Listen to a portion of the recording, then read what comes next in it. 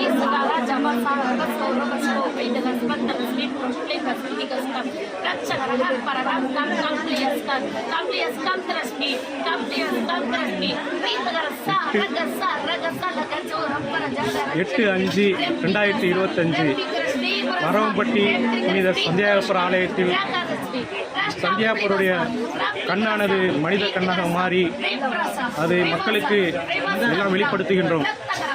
இன்று நான், என் மனைவி பிரேம், சீபா, பிரைசன், ராயசன் நாங்கள் இதற்கு சாட்சி.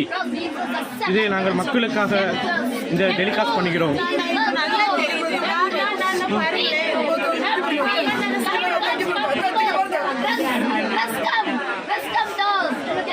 கண்ணு மூவாது பாருங்க, கண்ணு மூவாது மக்களே, கண்ணு மூவாது பாருங்க மக்களே.